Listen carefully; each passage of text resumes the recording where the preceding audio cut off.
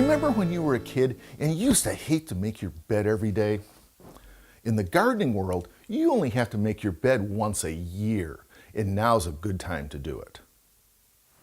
Of course, I'm referring to your landscape bed, and here are some how-to tips.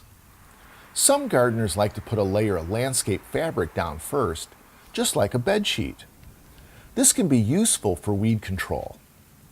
After the bed sheet comes the bedspread, so for our purposes, we're talking about the mulch.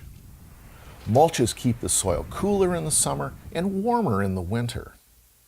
They also keep your bed neat and tidy by blocking weed growth. I prefer to use organic mulches like wood chips, which will break down slowly and help improve the soil.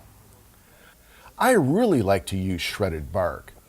This is sometimes called no-float, as the pieces have irregular shapes and tend to lock together.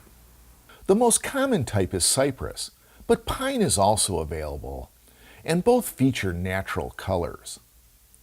Mulches are also produced with long-lasting color added, typically red, brown, and black, and this can create some pop for your landscape bed.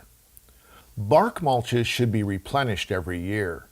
Shredded rubber mulch gives you the look of shredded wood, but doesn't break down for several years, giving you maintenance-free mulching. So if you don't like making your bed every day, plant a garden. You only have to make your garden bed once a year.